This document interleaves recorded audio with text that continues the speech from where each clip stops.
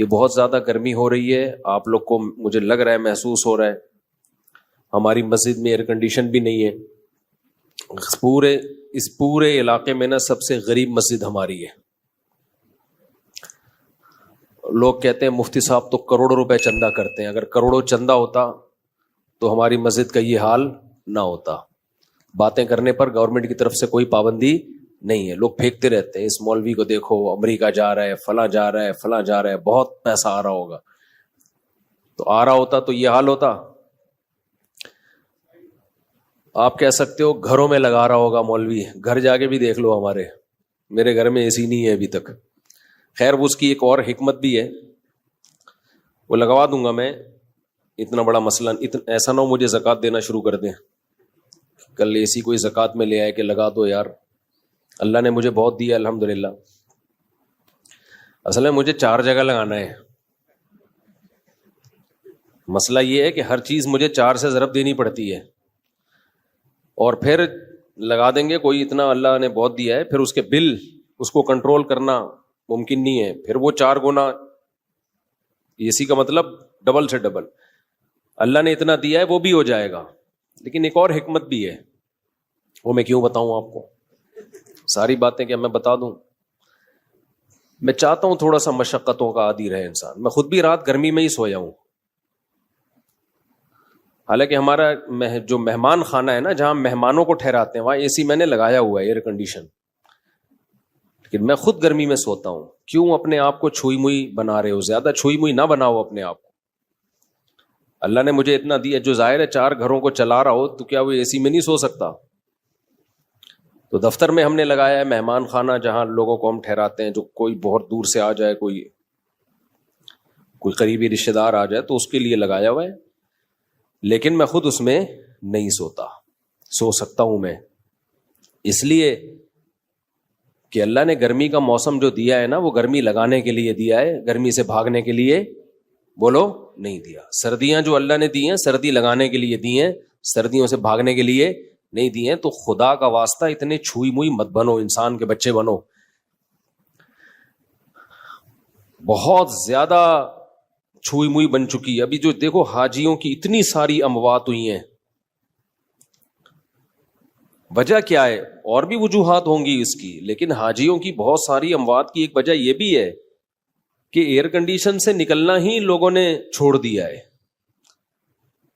تو یہ پسینہ اللہ نے کیوں رکھا ہے بھائی؟ دیکھو چلتا ہوا دریا جو ہے, چلتا ہوا پانی, وہ فریش ہوتا ہے. ہماری باڈی میں نا جب تک یہ چلتی پھرتی رہے گی, مختلف قسم کے فضلات اس کے ہماری باڈی سے مختلف طریقوں سے نکلتے رہیں گے تو فٹ رہیں گے ہم. کہیں بھی بریک لگا دی نا, اب اللہ نے مختلف طریقے رکھے ہیں.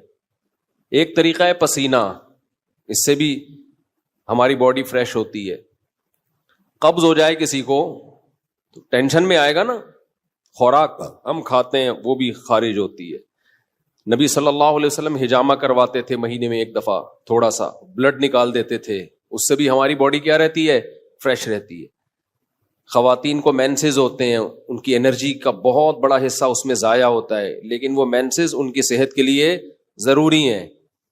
بچے کی ولادت ہوتی ہے, نفاس کا خون آتا ہے, بہت زیادہ ان کی انرجی اس میں ضائع ہوتی ہے, لیکن وہ ان کی صحت کے لیے ضروری. یہ ساری چیزیں باڈی کو ریفریش کرنے کے لیے ہوتی ہیں. ریفریش سمجھتے ہیں, کمپیوٹر میں جب سسٹم میں گڑبڑ ہو تو کیا مارتے ہیں اس کو؟ ریفریش. ریفریش سے کام نہ چلے, ری اسٹارٹ. ری اسٹارٹ سے بھی کام نہ چلے, سافٹ ویئر اڑا دو اس کا, دوسرا ڈال دو اس میں. تو پسینہ نکلنا بھی ضروری ہے بھائی, خون نکلنا بھی ضروری ہے. اسی طرح جب شادی ہوتی ہے تو بھی انرجی استعمال ہونا شروع ہوتی ہے, وہ بھی ہماری باڈی کا حصہ ہے. جو لوگ بہت عرصہ اپنی بیویوں سے دور رہتے ہیں, سال 2 سال, ان کے بھی دماغ خراب ہونا شروع ہوتا ہے. صرف مینٹلی ڈسٹرب نہیں ہوتے, ان کی باڈی بھی خراب ہوتی ہے. بڑھاپا جلدی آتا ہے ان لوگوں میں. تو اللہ کا بنایا ایک نے, جو عورتیں بچے کی ولادت روک لیتی ہیں وہ بھی جلدی بوڑھی ہو جاتی ہیں, کیونکہ وہ بھی ایک پروسیس ہے اللہ نے رکھا ہے, ان کی انرجی اس طرح سے یوٹیلائز ہو. بچے کی ولادت میں, بلیڈنگ میں وہ انرجی یوٹیلائز ہوگی تو باڈی ریفریش ہوگی. اگر وہ انرجی روک لی جائے کہ جی طاقت استعمال نہ ہو جائے کہیں، تو وہ رکنے سے کیا ہوگا؟ ایسا ہی ہے جیسے پانی میں، تالاب میں پانی رک گیا تو پانی کا بیڑا غرق ہو گیا، پرانا پانی نکلے گا تو نیا پانی بولو آئے گا۔ تو اس لیے تھوڑا سا اپنے آپ کو مشقت ہو، کل میں سویا نہیں ہوں گرمی کی وجہ سے، پسینے پسینے پسینے پسینے پسینے، ہم نے کہا کوئی بات نہیں، انجوائے کرو اسی کو، ٹھیک ہے، ایسی کی تیسی، سمجھتے ہو، انجوائے کرو انہیں پسینوں کو۔ تو اس لیے اپنے دیکھو، ہمارے مذہب پہ چلنا اس وقت تک ممکن ہی نہیں ہے جب تک آپ محنت کے عادی نہ ہو، اس وقت تک مذہب پہ چلنا ممکن ہے نہیں، کیونکہ مذہب آپ سے جگہ جگہ آپ کی خواہشات چھڑواتا ہے۔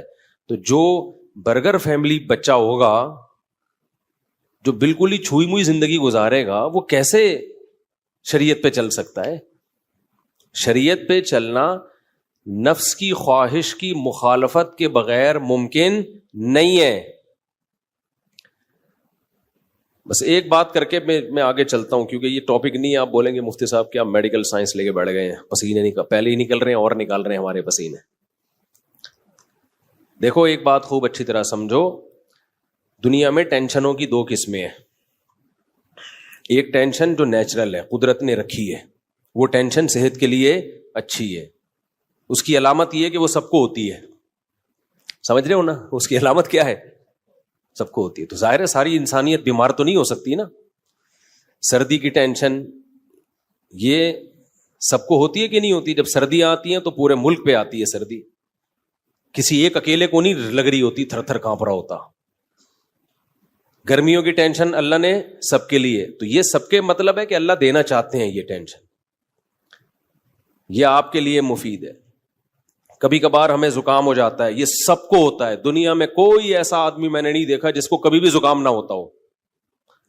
اب یہ چھوٹی سی بیماری جو ہے یہ ہے ٹینشن، لیکن یہ سب کو ہوتی ہے۔ اسی وجہ سے بہت بڑے ڈاکٹر ہیں آغا خان ہاسپٹل کے، میری ان سے گپ شپ ہوئی، انہوں نے کہا کہ جو ہیلتھ کے اور صحت کے معیارات ہیں نا، ان میں نزلہ زکام کھانسی کو شامل نہیں کیا جاتا، یعنی کھانسنے والا نزلے والا آدمی بھی صحت مند ہی ہے۔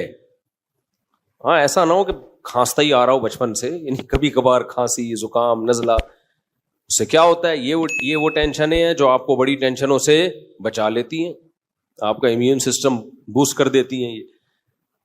تو ان چیزوں میں پریشان ہونا۔ اسی طرح بچے جب پیدا ہوتے ہیں، بچہ چیخ چیخ کے روتا ہے، گلا پھاڑ پھاڑ کے، ہاں کچھ نہیں دیکھتا کہ یہ کمبخت کے باپ کے سونے کا ٹائم ہے یا ماں کے سونے کا ٹائم ہے۔ جب وہ روتا ہے تو، اور وجہ بھی سمجھ میں نہیں آ رہی ہوتی، تو یہ کسی ایک ہی بچے کے ساتھ ہوتا ہے یا ہر بچے کے ساتھ ہوتا ہے؟ ہر بچے کے۔ اس کا مطلب یہ نیچرل ہے، یہ اس کے لیے ضروری ہے، نہیں روئے گا نقصان ہوگا اس کو۔ اس لیے ایک دم بچے کے رونے پہ مائیں آج کل کیا کرتی ہوں، میرا بچہ پتہ نہیں کیوں رو رہا ہے، وجہ ہی سمجھ میں نہیں آ رہی، ہاں اس کو چپ نہیں کراؤ، چپ رونے دو، کمبخت کو رونے دو، پاگل آدمی۔ یہ نیچرل ہے بھائی، اللہ تعالیٰ تمہارے اندر برداشت پیدا کرنا چاہتے ہیں، اللہ دیکھنا چاہ رہے ہیں کہ تم گدھے تو نہیں ہو کہیں۔ دیکھو قرآن کہتا ہے کہ میں نہ کسی کا زبانی دعویٰ قبول نہیں کرتا جب تک اس کو آزما نہ لوں، یہ قرآن کے الفاظ ہیں سورہ عنکبوت کے۔ تو ہر انسان دعویٰ کرتا ہے میں خوش اخلاق ہوں، میرے اندر برداشت ہے، تو اللہ بچے کو کہتے ہیں چیخ، رو، بلا وجہ رو، کوئی ریزن نہیں ہونی چاہیے، اور ایسے ٹائم پہ رو جب ان کمبختوں کے سونے کا ٹائم ہو۔ اب جو پاگل ہے ان کو غصہ آئے گا بچے کے اوپر، حالانکہ بچے کو کوئی قصور ہے، اس کو کیا پتا کہ سونے کا ٹائم ہے، جاگنے کا ٹائم ہے۔ تو پاگلوں کو غصہ کس پر آئے گا؟ بچے پر۔ وہ چیخیں گے چپ ہو جا، خاموش ہو جا، بے وقت چیختا ہے، گلا، مائیں کیا کہہ رہے ہوتے، گلا دبا دوں گی تیرا۔ تو فرشتے لکھ دیتے ہیں کہ ہے انسان، لیکن یہ جو ماں باپ ہیں یہ اصل میں گدھے ہونے چاہیے تھے، فرشتوں نے ان کو کیا بنا